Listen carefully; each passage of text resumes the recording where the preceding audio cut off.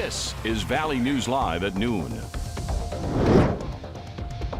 Pfizer has officially submitted a request to the FDA for emergency use authorization of their COVID-19 vaccine in children ages 5 to 11.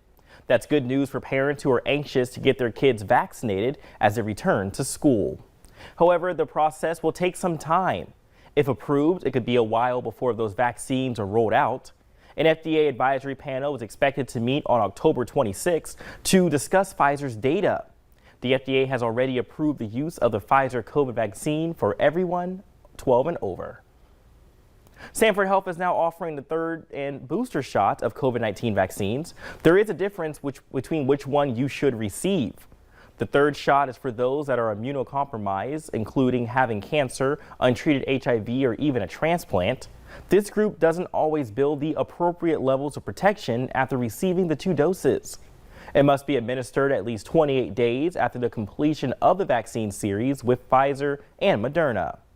Now, the booster shot is administered at least 6 months after completing the Pfizer series. This is for those that are 65 and older and those 18 and older that live in long-term care settings, have an underlying medical condition, and work in high-risk settings like healthcare workers, teachers, and front-line workers. There is not a cure against COVID-19, but the vaccine offers the best level of protection to fight it.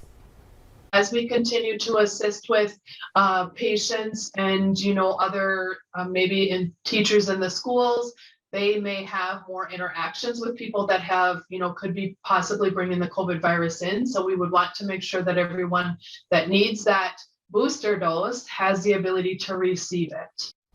Now, you can get your COVID-19 booster and flu shot at the Sanford South Point Clinic in Fargo this weekend. The clinic runs from 9 a.m. to noon. Patients can make an appointment by logging into their My Sanford chart or by calling the number on your screen. Face masks are required. Now, if you still need your initial doses of the COVID vaccine, you can get them in Moorhead this afternoon. Clay County Public Health is holding a vaccine clinic from 2 to 6 p.m. in the Family Services Building. They're offering the Pfizer and Johnson & Johnson shots, but no booster doses are available. Appointments are required, but there are still plenty of slots left. You can register online at the address on your screen or give the health department a call at 218-299-7204. Well, today has been pretty nice, but we can start seeing some signs of change soon. Tomorrow is a first alert weather day, so let's check in with meteorologist Lisa Green to see what to expect. Hey, Lisa. Hey, yes, we are looking at some big changes coming our way, and it starts a little bit today. We notice it more tomorrow, of course, on our first alert weather day, and that continues into the weekend. Right now, though, kind of more of the same. We've got that sunshine out there, a little bit of wind, and warm temperatures. We're on average around 70 degrees right at the noon hour, 71 in Fargo. Grand Forks is 72. Jamestown's at 68. Bemidji and Fergus Falls at 70. And Devil's Lake checking in at 66 degrees. Bemidji seeing a few more clouds in that area. Here's a look at the wind out of the south, and here are many gusts around the valley. Our top gust right now is in Oaks at 30 miles per hour, 29 in Grand Forks, and a gust to 28 in Hallock. So still breezy to windy out there here. And taking a look at your visible satellite picture, we've got some clouds lifting in. Again, more of them over into our eastern counties and down into Lakes Country. A few making their way northward in the southern end of the valley. And then this line of clouds and a few showers trying to work eastward. So that's all going to kind of converge on the valley, and we'll see our cloud cover starting to increase. So we'll notice that change first, and then heading into tonight, the potential for a few spotty showers in our western counties too. Here's a look at our hourly planner for Fargo. Temperatures rising into the upper 70s, and then again, those clouds continue to build in. We'll keep that wind around for tonight. We'll see a few showers tonight, but it really is tomorrow that we have the threat for some storms that could be severe. A couple of them are possible. So we have a first alert weather day for your Friday, and this carries over into a very rainy weekend. So details on all of that coming up in your hour by hour planner. Definitely a change from how we started the beginning of the work week. That's for sure. Thank you, Lisa. Republicans and Democrats in the Senate have struck a compromise to raise the debt limit at least temporarily.